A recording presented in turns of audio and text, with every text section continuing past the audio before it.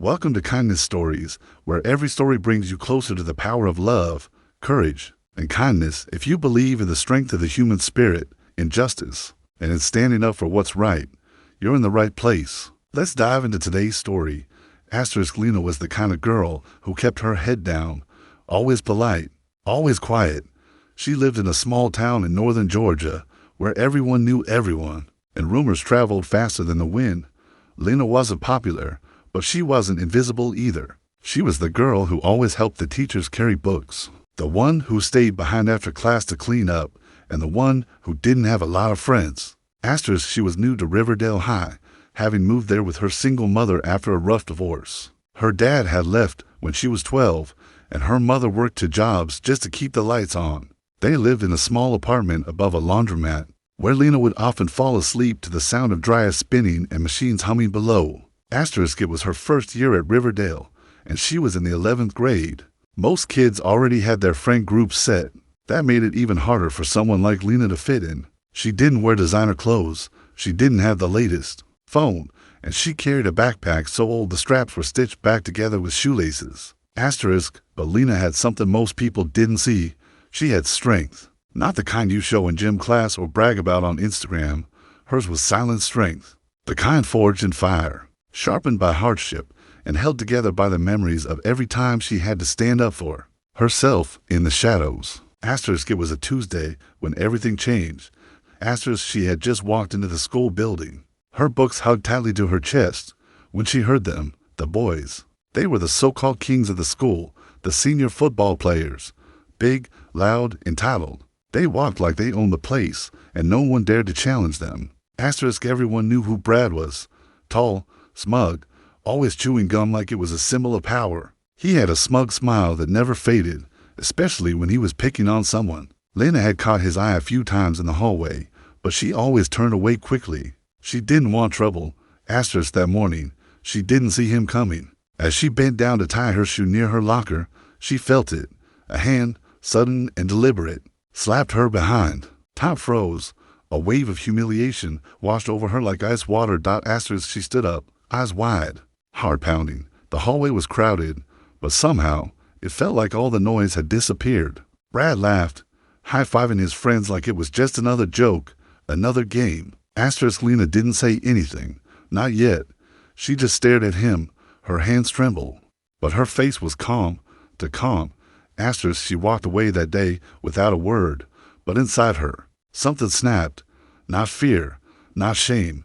It was the memory of every time she had swallowed pain, every time someone told her to stay quiet, every time her mom cried behind closed doors and pretended everything was fine. That night, she didn't do her homework.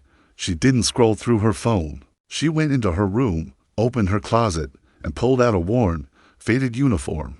It was from the martial arts dojo she hadn't been to in 2 years.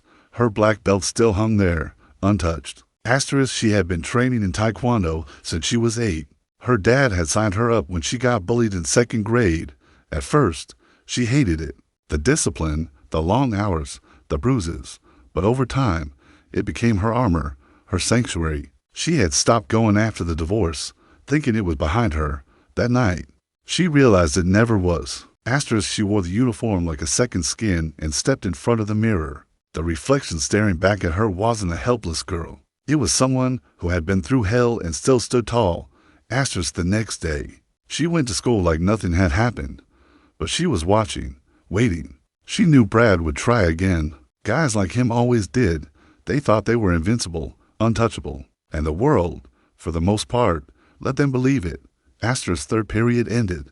As Lena walked to her locker, she could feel eyes on her, whispers. A smirk on Brad's face as he leaned against the wall nearby. He made a comment under his breath. Something crude.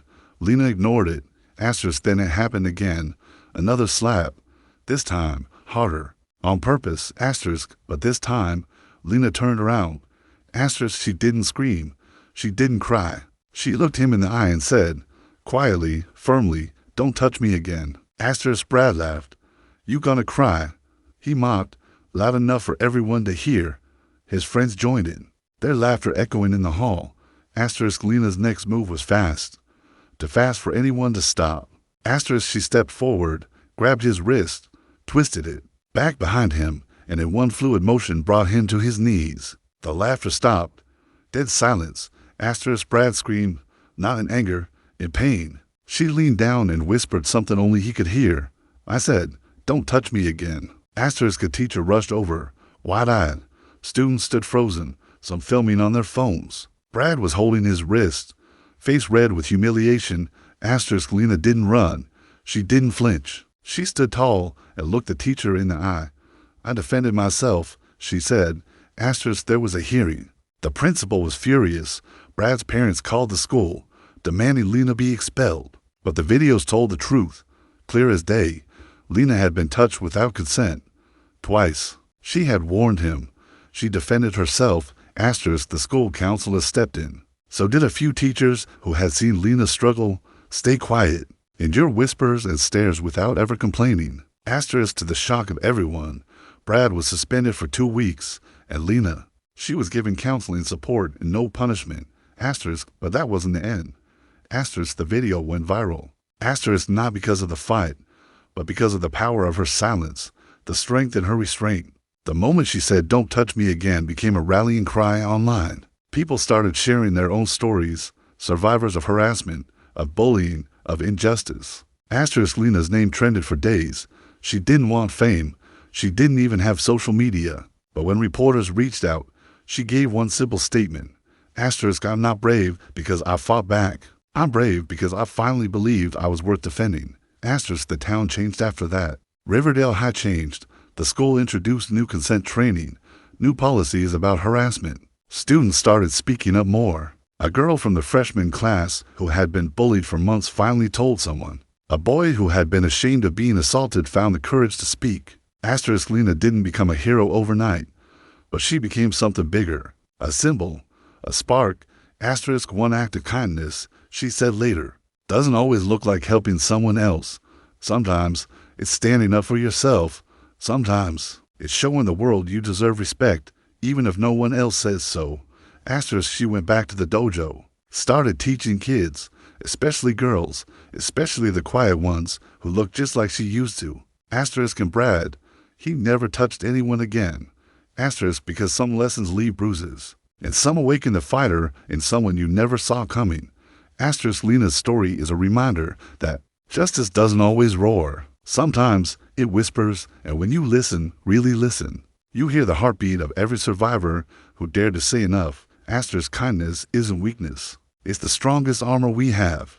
And when it's paired with courage, it changes everything. Thank you for watching Kindness Stories.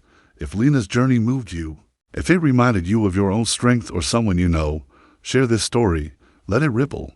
Because you never know who needs to hear that they're worth standing up for. And remember, kindness is powerful, but kindness with courage, that changes the world.